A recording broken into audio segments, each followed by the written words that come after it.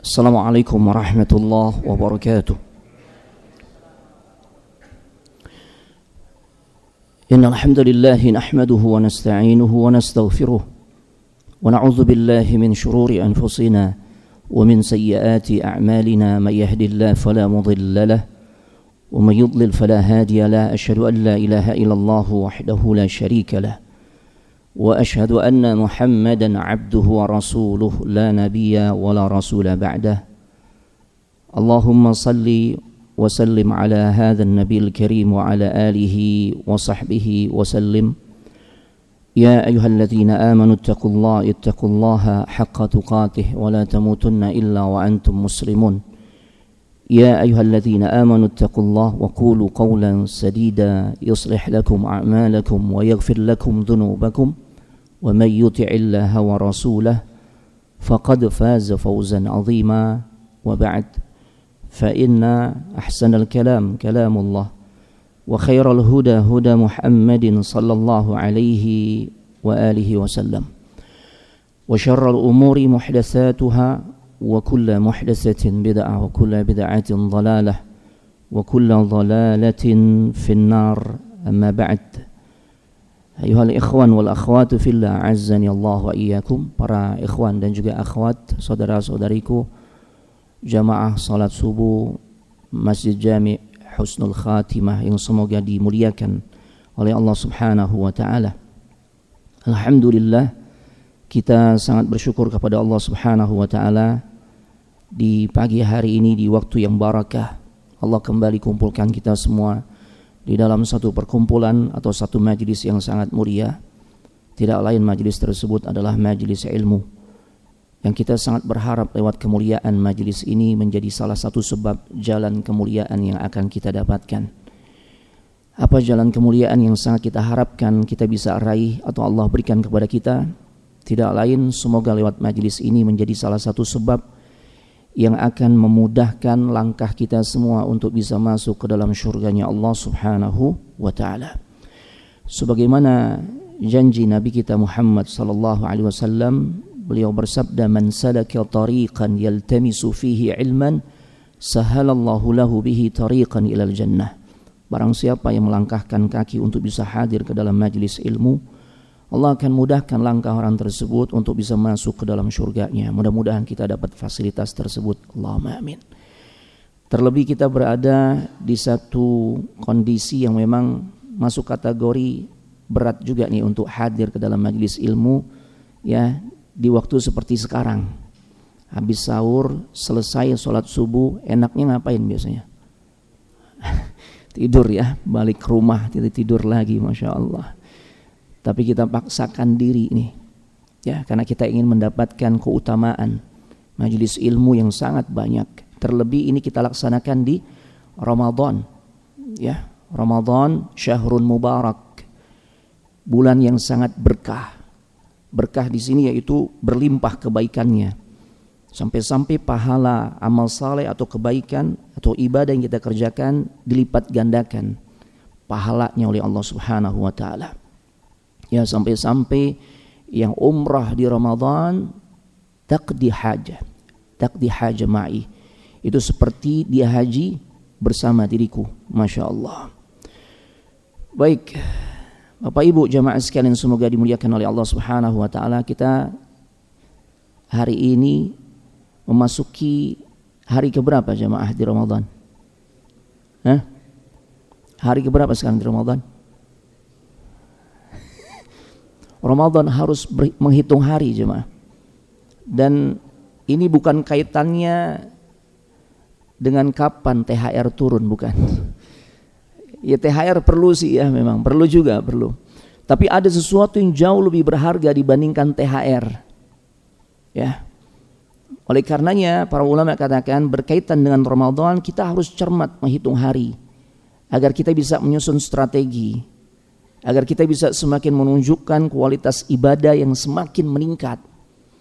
Karena kita akan menemui puncaknya Ramadan, babak finalnya Ramadan, yang insya Allah malam nanti itu adalah mulai atau start awal puncak Ramadan, yaitu fil ashril awakhir min Ramadan, 10 hari terakhir Ramadan.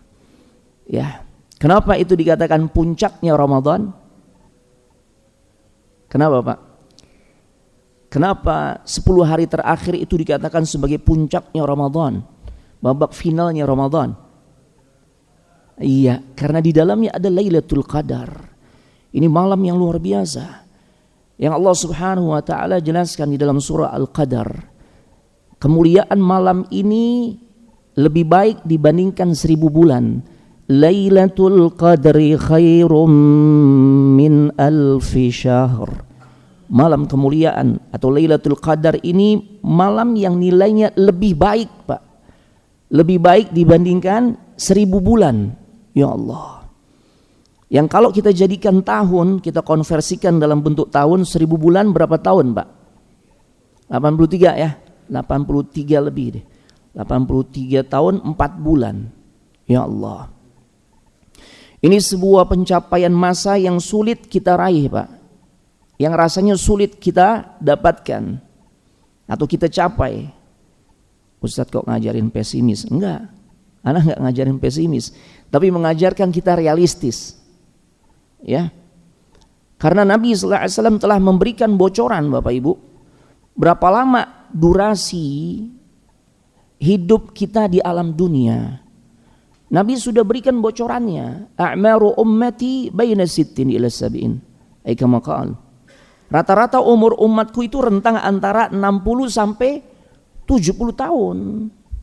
Ya, sedikit sekali yang melampaui di atas usia 70 tahun. Rata-rata 60 sampai 70 tahun. Ya Allah. Berarti apa? Masa 83 tahun itu masa yang sulit dicapai untuk umat Nabi Muhammad sallallahu alaihi wasallam. Ya, tapi Allah kasih fasilitas.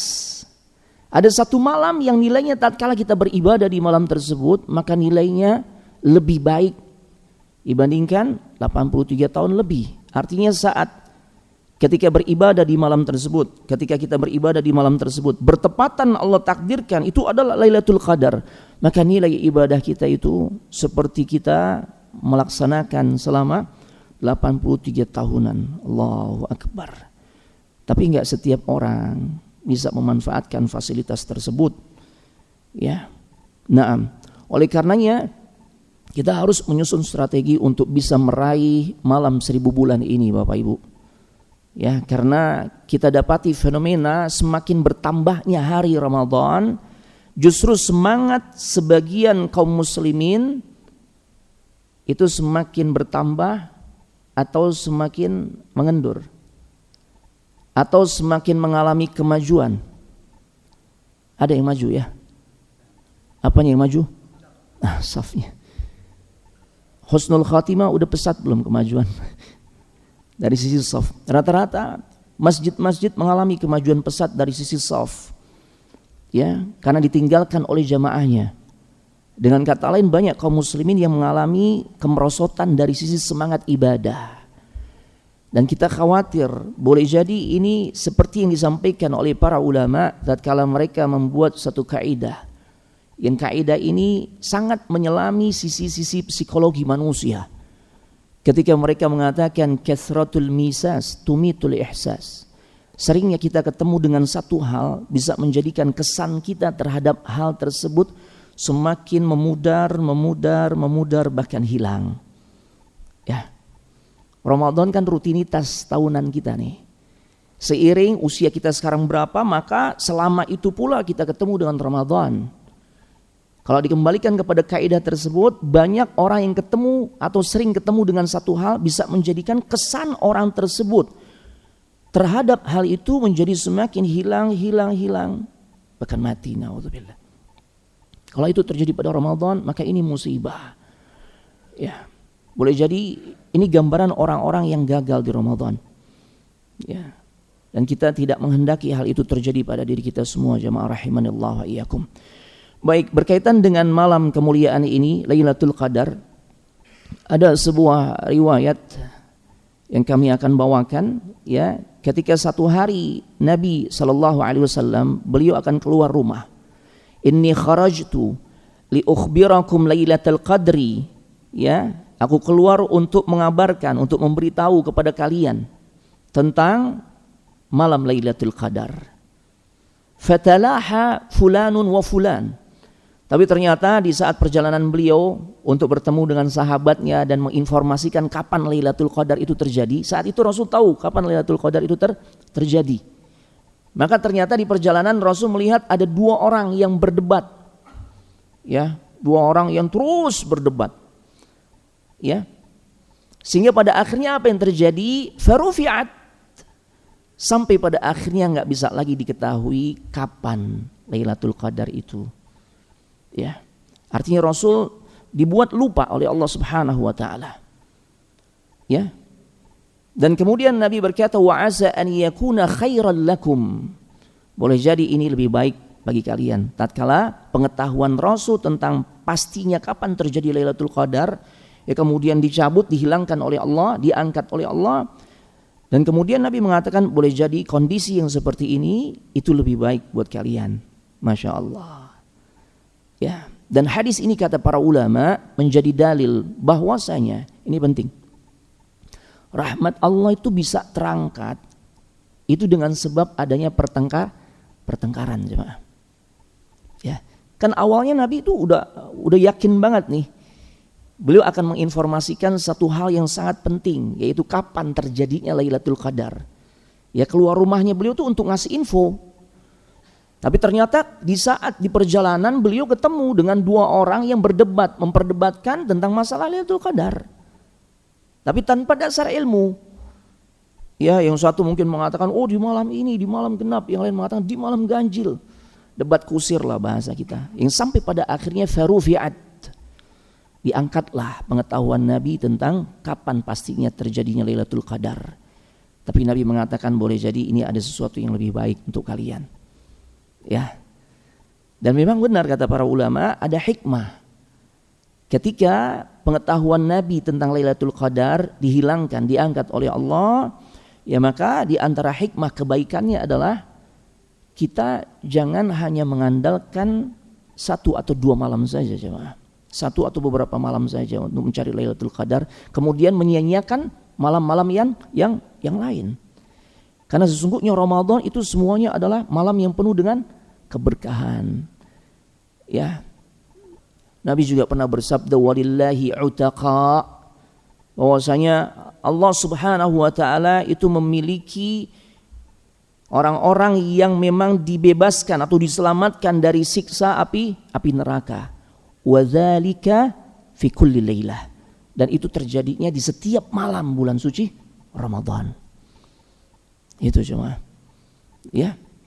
Nah, kesempatan kita di pagi hari ini kami akan sampaikan beberapa kiat agar kita bisa meraih malam kemuliaan tersebut. Yang pertama adalah kathratud du'a, perbanyak doa. Kita nggak bisa mengandalkan kemampuan diri Bapak Ibu untuk bisa meraih malam yang sangat dahsyat ini. Tapi kita butuh pertolongan dari Allah Subhanahu wa taala. Karena kalau kita mengandalkan kemampuan diri atau pengalaman lamanya kita ketemu Ramadan, hampir bisa dipastikan kita akan gagal. Ya karena terbukti kalau pengalaman yang kita jadikan sandaran, ya karena kita udah setiap tahun nih bertemu Ramadan, maka kita akan sukses di Ramadan. Terbukti. Polanya dari tahun ke tahun, orang semangat ibadah, kaum muslimin semangat ibadah hanya di fase awal. Ya. Nah, oleh karenanya kita butuh pertolongan dari Allah Subhanahu wa taala lewat munajat yang kita sampaikan. Di antara doa yang seharusnya lebih kita intensifkan nih, agar kita bisa terus berada di jalur semangat ibadah. Ya. Yang pertama doa yang Nabi sering sampaikan, ya muqallibal qulub, tsabbit qalbi ala dinik. Wahai yang membolak-balikkan hati semua manusia, maka kita minta kepada Allah agar Allah tetapkan, kokohkan hati kita di atas agamanya. Ya Allah. Ini penting jemaah. Ya muqallibal qulub, tsabbit qalbi ala dinik. Doa minta istiqamah. Yang kedua, doa yang juga Nabi ajarkan. Allahumma inni a'udzubika minal hawri ba'dal kauri. Ya. Mudah Pak ya? Mudah.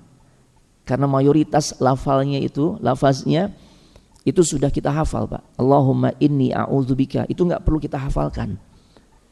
Doa masuk WC ada enggak Allahumma inni a'udzubika? Ada ya? Allahumma inni a'udzubika minal hauri ba'dal kauri. Itu tambahannya. Wahai Allah, aku berlindung kepadamu dari melepaskan ketaatan setelah sebelumnya kita mengikatnya. Pekan awal banyak kaum muslimin yang menunjukkan semangat luar biasa dalam beribadah. Mereka ikat tuh ketakwaan. Tapi tatkala seiring mereka mulai meninggalkan masjid dan musalla, itu tanda mereka sudah mulai melepaskan ketaatannya satu persatu. Bacaan Al-Qur'annya sudah mulai kendor. Ya, Masya Allah. Dan amalan-amalan ibadah lainnya sudah mulai dia tinggalkan. Berarti dia sudah mulai melepaskan ketaatannya. Maka kita berlindung kepada Allah dari perkara yang demikian. Allahumma inni a'udzubika minal hauri ba'dal kauri. Ya. Atau doa yang juga kita selalu baca dalam rangkaian zikir pagi dan petang. Ya hayyu ya qayyum birahmatika astaghith. Aslih li sya'ni kulla wa la takilni ila nafsi tarfata ain. Nah di ujung doa tersebut kita mengatakan kepada Allah. Ya. Jangan kau biarkan diriku mengandalkan kemampuan diri walaupun sekejap mata ya Allah. Artinya kita berharap selalu dapat pertolongan Allah untuk senantiasa semangat ibadah. Ya. Jadi tips pertama untuk bisa meraih malam 1000 bulan ini bahkan lebih baik dibandingkan 1000 bulan karena lafaznya khairum min alfi syahr. Perbanyak doa. Kalau kita nggak hafal dengan doa-doa yang tadi ana contohkan, kita sampaikan lewat bahasa yang kita fahami Bapak Ibu. Ya, karena Allah maha memahami setiap munajat yang kita sampaikan dengan bahasa apapun. Kemudian tips kedua, agar kita bisa sukses di momen 10 hari terakhir dan pada akhirnya Allah karuniakan kita mendapatkan malam yang lebih baik dari 1000 bulan ini. Jauhkan segala bentuk perusak ya semangat kita di dalam beribadah kepada Allah khususnya di malam harinya. Apa di antaranya? Jangan kebanyakan bukber. Ini fenomena Pak. Jangan kebanyakan bukber. Bukber di sini bukan buka bersama di masjid. Ini bagus, buka bersama di masjid, di musalla, ya, menjalin ukhuwah. Tapi yang ana maksudkan nih bukber yang di luar nih, yang kita janjian, kita bukber yuk di restoran apa gitu ya. Reunian teman SD, teman SMP, teman SMA, teman kuliah, Masya Allah. Teman kantor, teman satu RT, teman arisan dan sebagainya. La haula wa la quwata illa billah. Kalau ini terjadi di momen 10 hari terakhir, kita akan kehilangan kesempatan untuk bisa maksimal ya meraih Lailatul Qadar. Kenapa? Ya kita semua sadar Pak, kalau udah kumpul itu 1 jam aja nggak cukup, bener ya? Belum lagi waktu antrinya di saat kita order makanan di sebuah restoran. Ya Allah, antrinya luar biasa. Udah Ustadz, ntar anak kan bisa tarawih di rumah Ustadz. Ya baiklah. Tapi biasanya belum lagi kita ketemu macet di jalan. Sampai rumah kira-kira gimana kondisi badan kita? Oh, udah ngantuk bablas, wis selesai. Ya, ketemu sahur subuh. Luput kita dari melaksanakan qiyamul lail atau salat malam. Ya Allah. Dan boleh jadi saat itu malam yang kita tinggalkan adalah Lailatul Qadar. Ini Pak. Ini di antara jebakan-jebakan yang halus nih. Ya. Pembenaran-pembenaran yang sering kita katakan adalah anak ingin menjalin silaturahim dan sebagainya. Walaupun sebenarnya istilah itu kurang tepat ya. Kalau silaturahim, silah itu artinya menyambung. Rahim itu rahim. Sesuatu yang Allah karuniakan kepada seorang wanita. Ya. Kepada kaum wanita. Tempat di mana saat kita belum hadir ke alam dunia kita berada di tempat tersebut. Artinya silaturahim itu yang lebih tepat. Maknanya adalah menjalin hubungan dengan orang-orang, menjalin hubungan baik dengan orang-orang yang memiliki hubungan rahim dengan diri kita.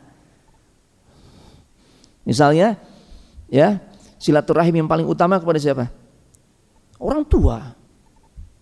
Ya. Kepada siapa lagi? Ke paman bibi kita, kemudian kepada saudara kita, kakak kita dan sebagainya.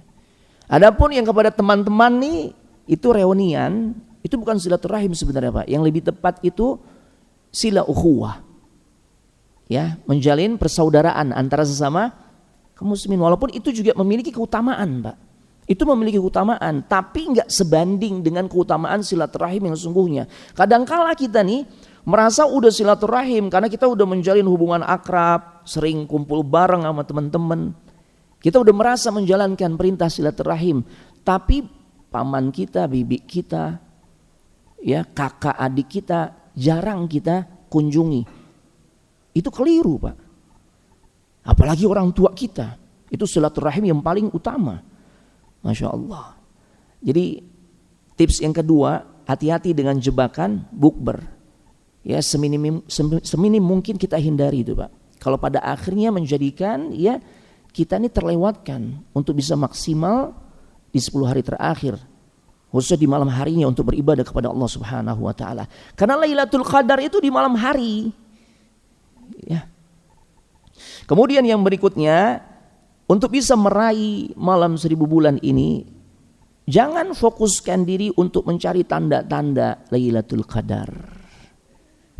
Ya, tapi fokuskan bagaimana kita harus ada peningkatan dari sisi kualitas ibadah. Banyak kan orang nih bersandar dengan hadis-hadis palsu, hadis dhaif, bahkan yang la aslalahu, enggak jelas. Katanya Lailatul Qadar adalah malam yang dimana daun-daun tuh enggak bergerak, pohon-pohon enggak bergerak. Ini mungkin enggak terjadi? Enggak mungkin cuma. Atau malam yang tidak terdengar suara jangkrik sekalipun. Berarti kalau Lailatul Qadar modelnya seperti itu, kita harus cari Lailatul Qadar di tengah laut, Pak. Biar nggak ketemu suara jangkrik. Ini mengada-ngada nih, tapi ini tersebar di masyarakat. Ya, hal-hal kayak begini dan kemudian dijadikan sandaran. Enggak. Bahkan para ulama katakan kalau mau mencari tanda-tanda, itu tanda-tanda Lailatul Qadar lebih spesifik terjadi di pagi harinya, fi sabihatiha. Di pagi harinya. Ya, tatkala cahaya matahari tidak terlalu terik. Dengan sebab apa?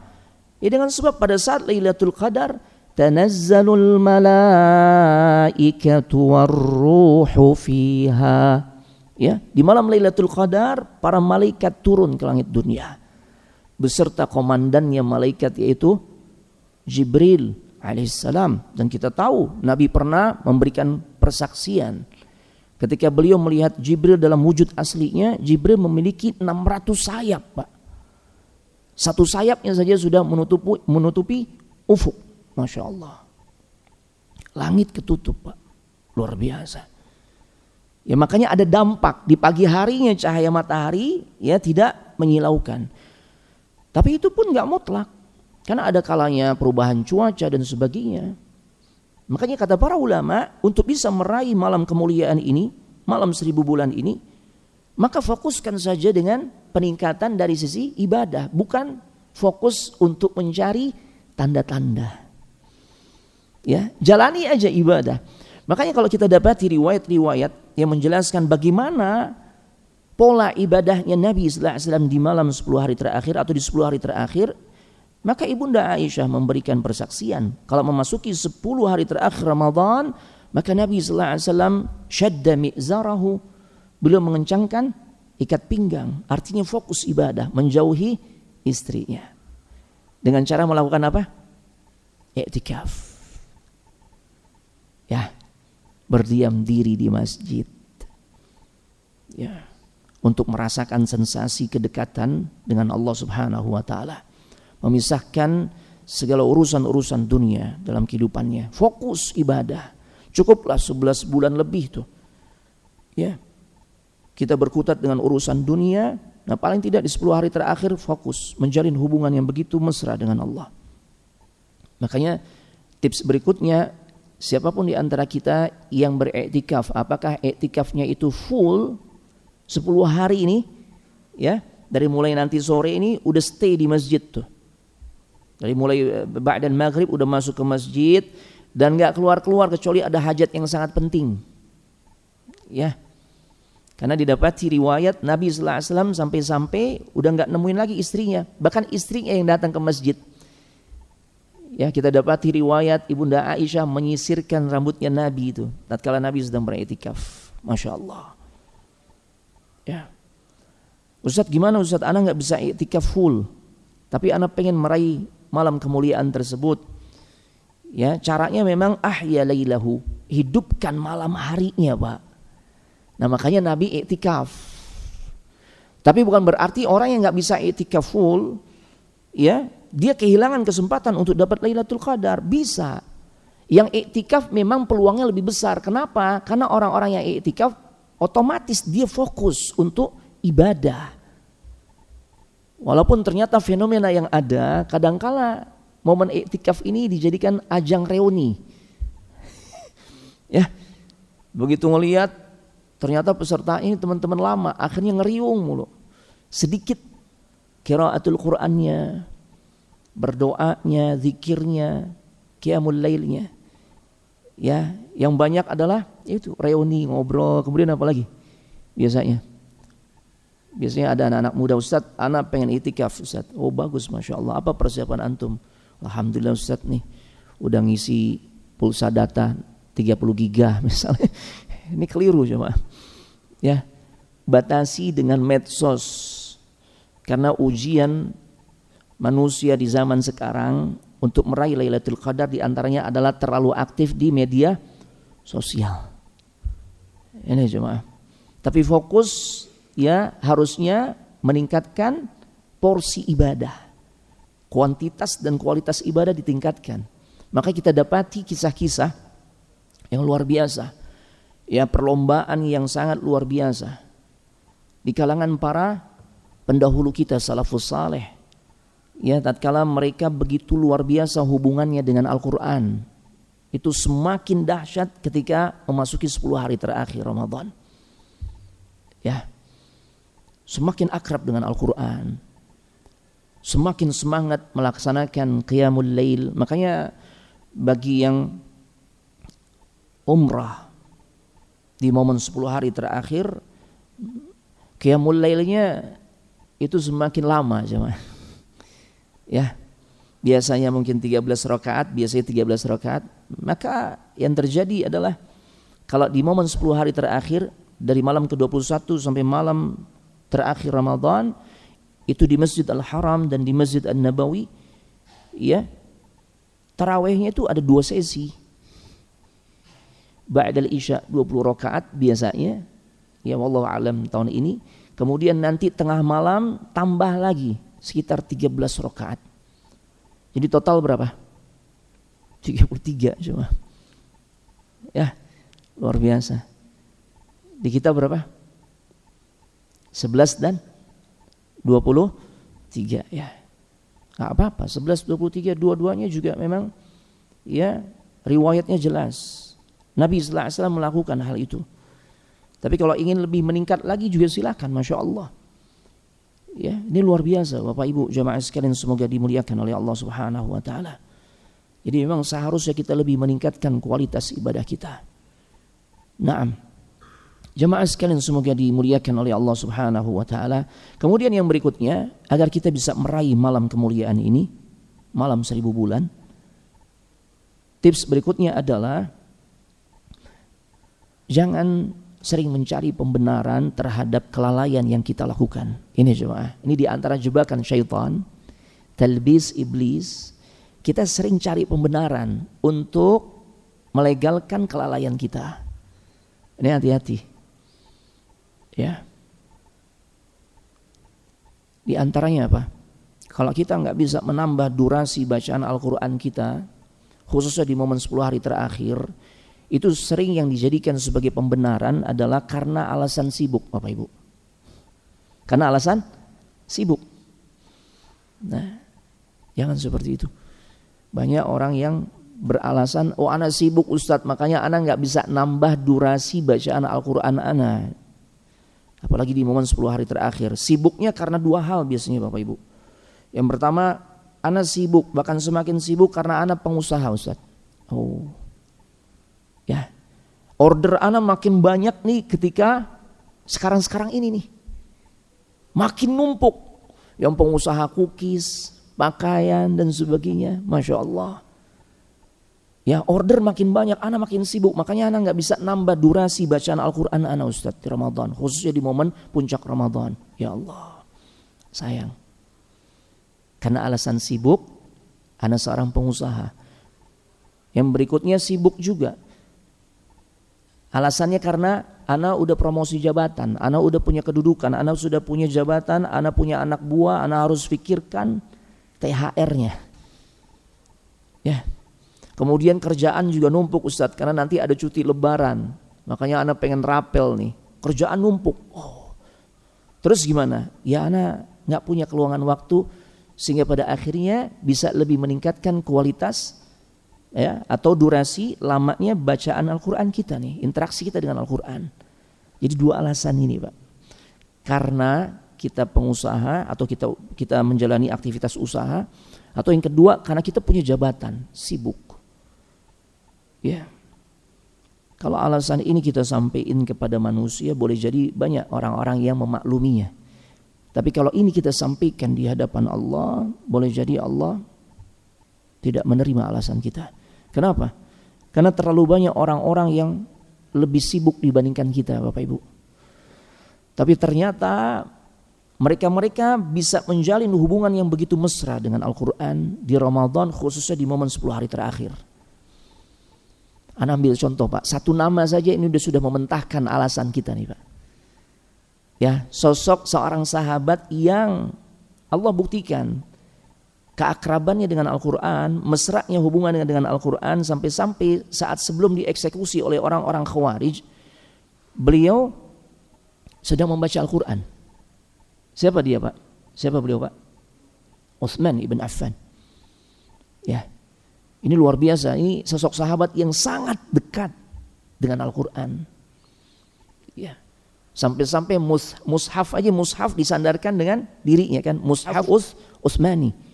Masya Allah. Beliau di Ramadan khatam Al-Quran 1 kali Bapak Ibu. Sama kayak ana Ustaz. Belum selesai.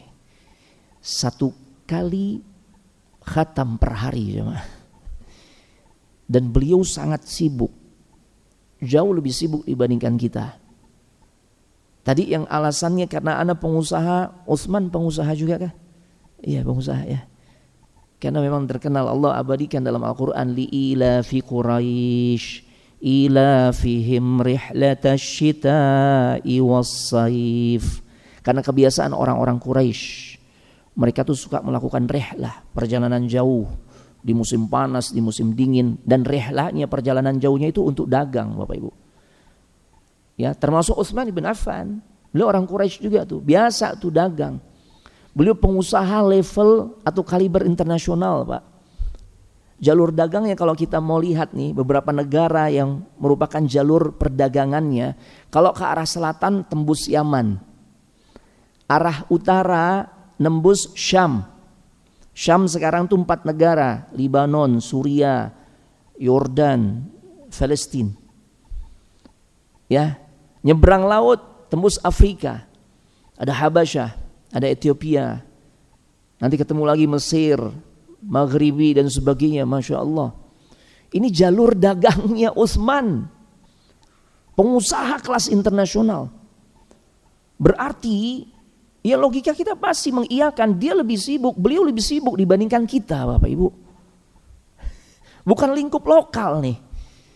Ya, bukan lingkup satu negara, tapi lintas negara jalur dagangnya.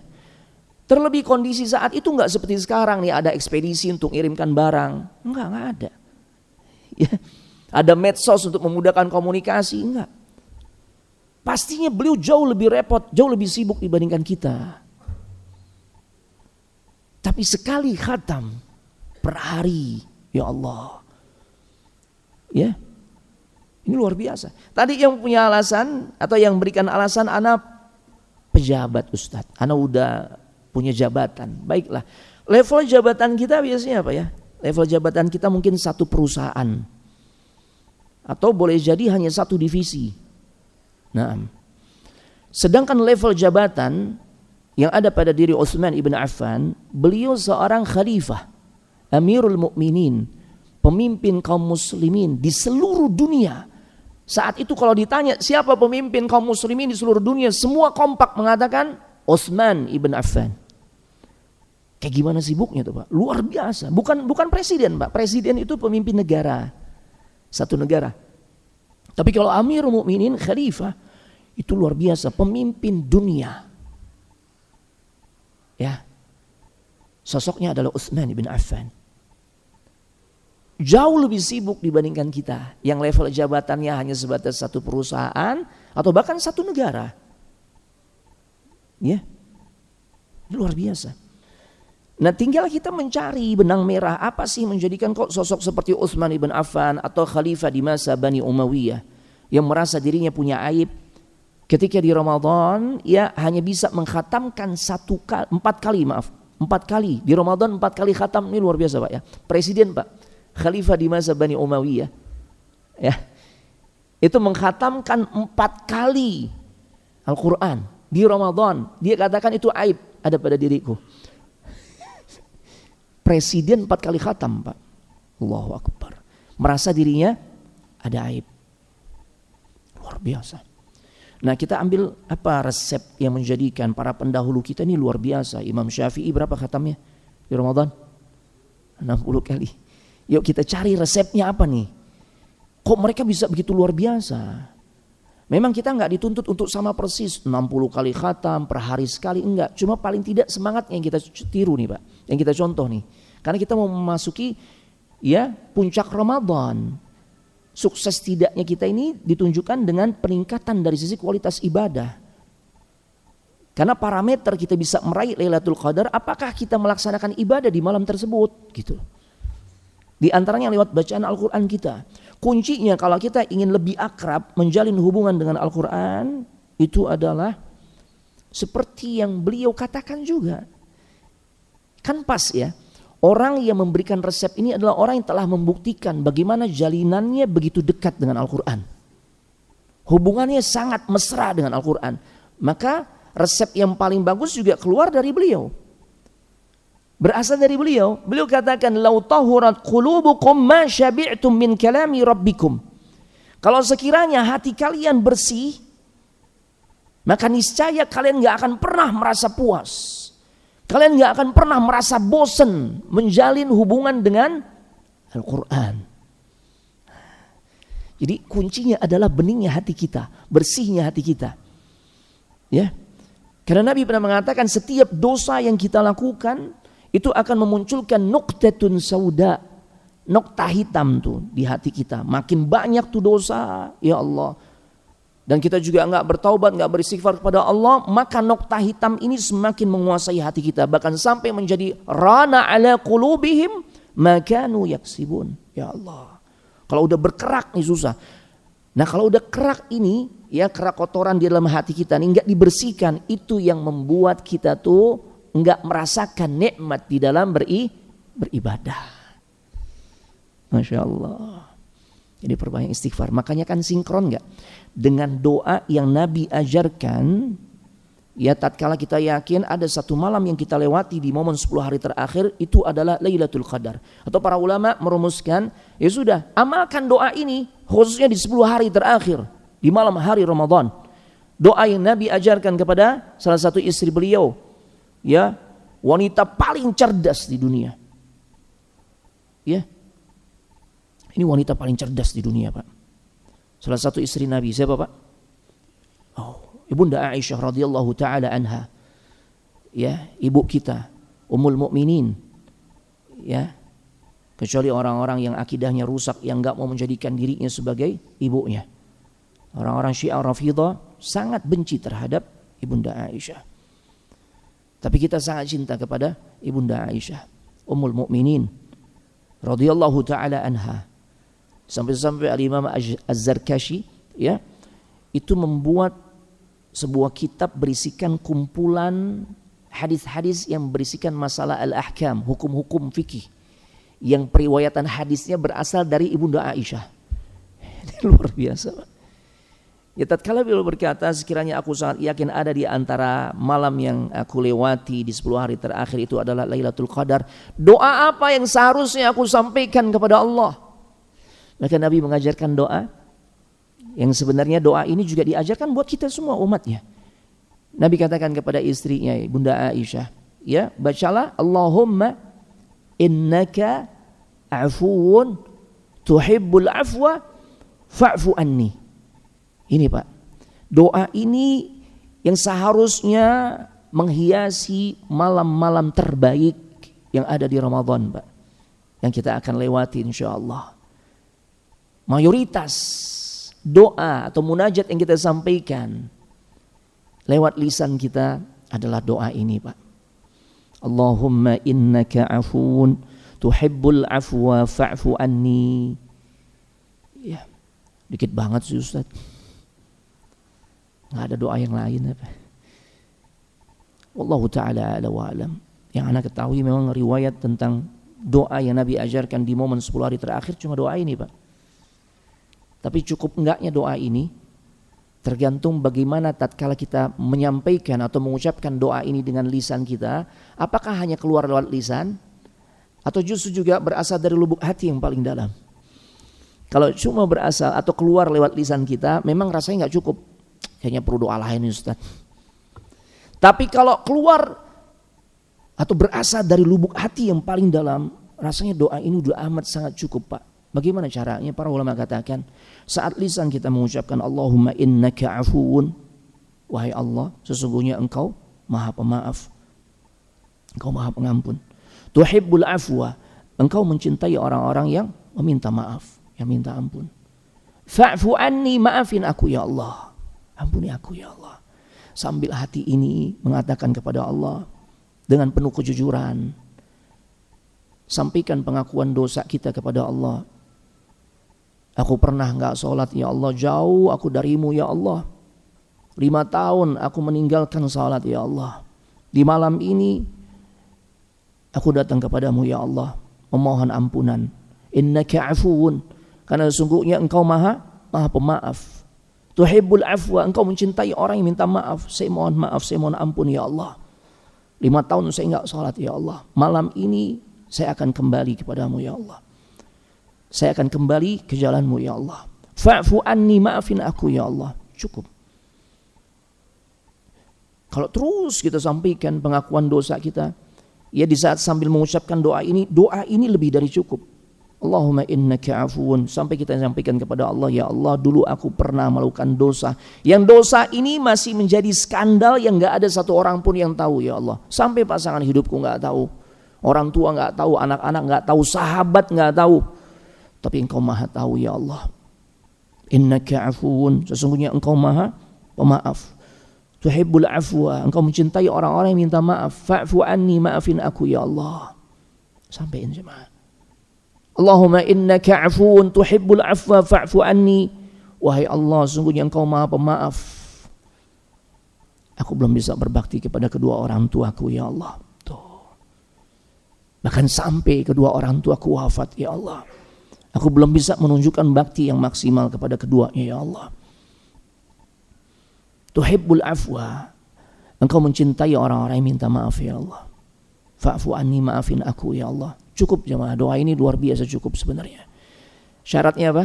Kalau kita ucapkan lewat lisan, tapi sambil hati kita menyampaikan pengakuan dosa-dosa yang pernah kita lakukan.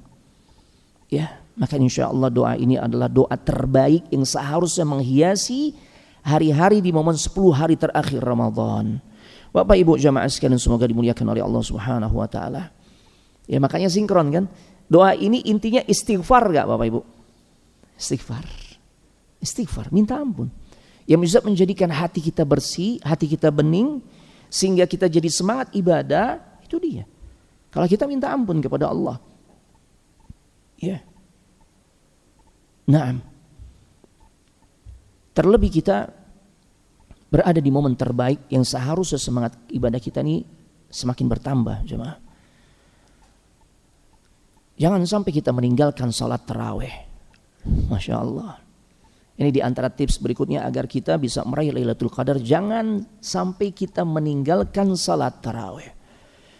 Karena Nabi SAW pernah bersabda, "Man qama Ramadhana imanan wa ihtisaban ghufira lahu ma taqaddama min dhanbi." Barang siapa yang melaksanakan qiyam Ramadan, yaitu salat tarawih, dengan penuh iman dan ihtisab, maka itu akan menjadi sarana ya penggugur dosa-dosanya di masa lalu. Ini luar biasa. Kemudian juga kita ditawarkan pahala yang besar. Salat tarawih itu pahalanya seberapa banyak, Bapak-bapak? Semalam suntuk, Pak. Ya. Dicatat untuk diri kita seperti kita melaksanakan salat semalam suntuk. Padahal durasi salat tarawih kita berapa lama? Di Husnul Khatimah berapa lama? Ya, Ustaz Rangga. Ustaz Anggi, ya Andi. Di sini berapa lama? Setengah jam tuh. Ya memang realistis ya. Di Indonesia memang harus realistis. Nanyanya berapa lama, berapa menit, jangan berapa juz, gitu ya. Ini pertanyaan realistis. Beberapa waktu anak diminta untuk ya menjadi imam taraweh. Ya anak tanyanya juga gitu, berapa menit nih di sini gitu. Kita nggak nanya berapa juz di masjid antum, nggak. Ya karena emang harus realistis. Ya, na'am. Tayyib, Masya Allah. Jangan tinggalkan salat tarawih. Dan terapkan cara tarawih yang sesuai sunnah Nabi SAW. Yang seperti apa? Ikuti sampai selesai bersama imam. Karena kita dapati fenomena 8 rakaat cabut tuh kan. Ada gak yang kayak begitu ya? Ada kan? Ada tuh. 8 rakaat mulai deh tuh. Softnya mulai maju. Kemana nih jamaah pulang duluan? Kalau antum tanya, Ustadz emang gak boleh yang kayak begitu? Boleh. Sah sholatnya. Tapi anda rugi. Kenapa rugi Ustadz? Kita simak nih hadisnya. Nabi SAW pernah bersabda, "Man qama ma'al imam." Barang siapa yang sholat malam bersama imam. Maksudnya sholat tarawih di Ramadan nih. Bersama imam. Hatta yansarifa. Sampai imam menyelesaikan sholatnya, dia pun ikut selesai. Kalau 8 rakaat cabut, berarti kan dia duluan.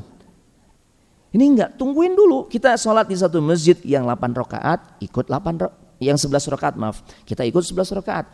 Ikut ya di satu masjid yang imamnya bawakan 23 rakaat, ikut 23 rakaat. Sampai selesai. Ikut di satu masjid yang 13 rakaat, ikut 13. Tapi kayaknya di Indonesia nggak ada yang 13 ya. Ada nggak? Anda belum pernah nemu tuh yang 13 ya. Ya, tapi memang sebaiknya sih udah bikin yang 11, 23 aja deh. 11 atau 23. Jangan nambah yang 13 makin rame nanti. 11, 23 aja ribut mulu, masih pada ribut ya. Ketemu di jalan nggak mau tegur sapa, nggak mau kasih salam. Ya dia mah 23, dia mah 11 tuh kan. Apalagi nambah lagi yang 13. Ini aliran mana lagi nih tuh? Ya Allah. Padahal jelas. Riwayat Abdullah bin Abbas, beliau memberikan kesaksian, ya mengamati Nabi kalau sholat malam berapa rakaat. Oh ternyata 13 rakaat. Makanya di Mekah Madinah tuh dipakai Pak yang 13 rakaat juga. Cuma di Indonesia udah 11, 23 udah cukup deh. Ya. Nah, jangan tinggalkan sebelum imam selesai. Karena kalau kita tinggalkan walaupun sah sholat kita kehilangan kesempatan untuk mendapatkan transferan pahala yang luar biasa. Nabi katakan kalau kita sholat bersama imam, sholat tarawih bersama imam sampai imam menyelesaikan sholatnya hatta yansorifa kutiba lahu qiyamul lailah, akan dicatat untuk diri kita seperti kita mengerjakan sholat semalam penuh. Masya Allah. Ada yang sanggup dari mulai ba'dal maghrib sampai subuh sholat mulu? Tidak ada. Kita kadangkala cuma nambah durasi dikit aja, muncul radang dadakan, berdehem tuh kan, ngasih isyarat gitu kan, batuk-batuk buatan gitu ya, ngasih kode ke imam biar cepet. Ini terjadi kan? Terjadi ini. Gimana kalau kita hidup di masa Khalid ibn Duraij? Itu luar biasa Pak. Tarawehnya per malam 10 juz. Allahu Akbar. Berarti 3 malam khatam. Di masa Khalid ibn Duraij 1 malam 10 juz, 3 malam 30 juz, selesai khatam Al-Quran. Allah musta'an. Kebayang berapa lama itu ya Allah. Ternyata imamnya sakit, Pak. Wakana di imam marid, sakit. Dicariin badalnya. Badalnya mentakhfif, meringankan konsep sholatnya yang tadinya per malam 10 juz, jadi kurang lebih sekitar 6 juz, 6 atau 5 juz. Katakanlah 6 juz. Berarti untuk bisa khatam berapa hari? Berapa malam? 5 malam. Ya 6 juz, dari 10 juz ke 6 juz. Yang tadinya 3 malam khatam, karena 6 juz per malam, berarti 5 malam baru khatam. Masya Allah. Ternyata menimbulkan protes di kalangan para jamaah di masa itu. Kebayang gak Pak? Atau kita coba bayangin nih, kalau kita hidup di masa beliau, bagaimana suasana hati kita Pak? Di saat ternyata imam yang awal ini yang 10 juz sakit, diganti imam berikutnya, imam pengganti badal yang cuma 6 juz. Suasana hati kita gimana? Happy? Bukan cuma happy, boleh jadi kita berharap yang nggak pas. Mudah-mudahan yang ini sakit lagi nih. Kan trennya turun tuh dari 10 juz per malam ya, kemudian sakit ganti imam baru ke 6 juz ya. Mudah-mudahan yang ini sakit lagi. Kalau sakit lagi nanti kan turun lagi nih jadi 3 juz. Ntar sakit lagi jadi udah nggak ada juz-juzan lagi nih. Ya, Masya Allah. Protes Pak. Jamaah di masa Khalid ibn Duraij protes. Dan protesnya, gaya protesnya juga mirip ya. Orang-orang kita juga, jamaah sekarang juga suka protes Pak. Jamaah zaman dulu juga suka protes, sama ternyata. Cuma yang ngebedakan isi protesnya. Ini Pak, ini betapa luar biasanya semangat mereka nih Pak. Ya, mereka protes. Apa yang mereka katakan? Manuridu at-takhfif. Kita nggak mau diringanin kayak begini. Kan imam yang sebenarnya 10 juz per malam. Kenapa Anda 6 juz? Kenapa Anda buat lebih ringkas? Kita pengen dibalikin lagi jadi 10 juz. Ya. Jamaah sekarang nih 30 menit atau 40 menit. Tiba-tiba ngundang imam dari luar. Hafil. Masya Allah. Ternyata 1 jam. Lebih 20 menit. Protes gak? Protes. Sama kayak jamaah zaman dulu. Cuma beda konten protesnya. Kalau zaman dulu ketika diringanin protes minta dibalikin agar seperti semula. Yang tetap 10 juz. Kalau zaman sekarang. Kalau gak berani dia protes kepada ustadz tuh yang mimpin. Sampai 1 jam lebih 20 menit jadinya. Dari durasi awal dia protes ke DKM. Itu ustadz siapa tadi itu?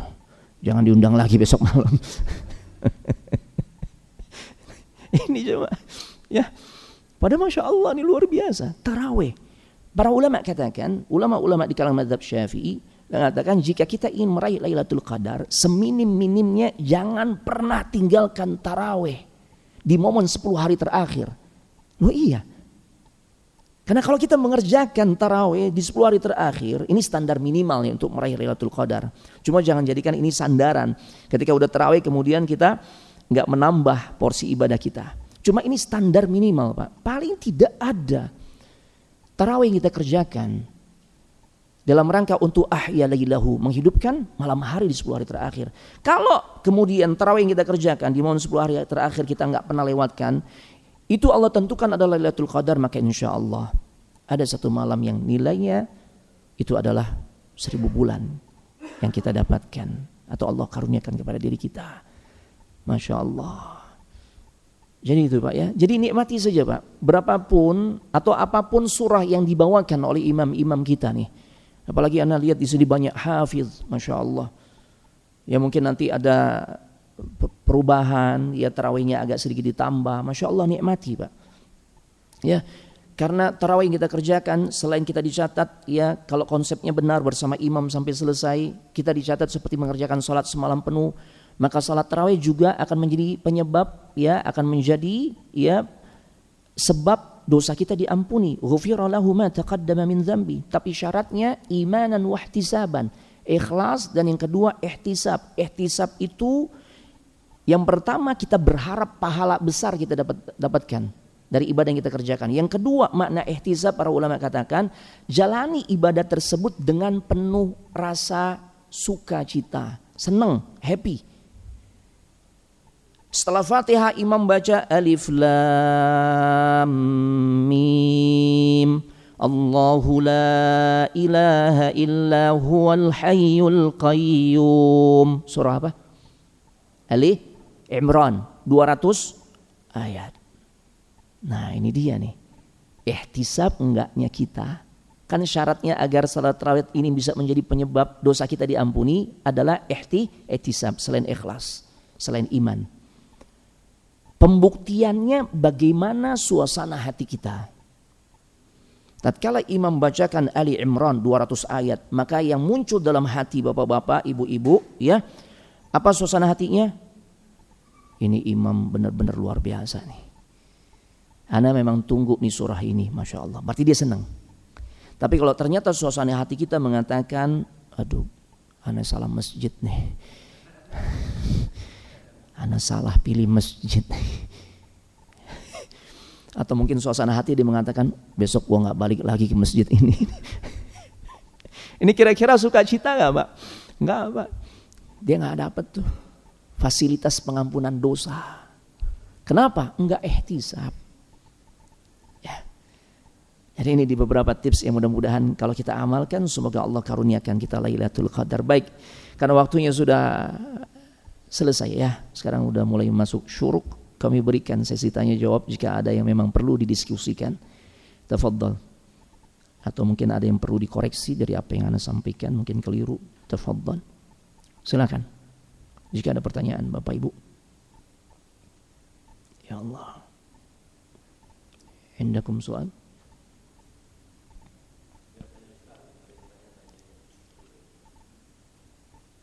Tafadhal. Naam. Ayo. Nah.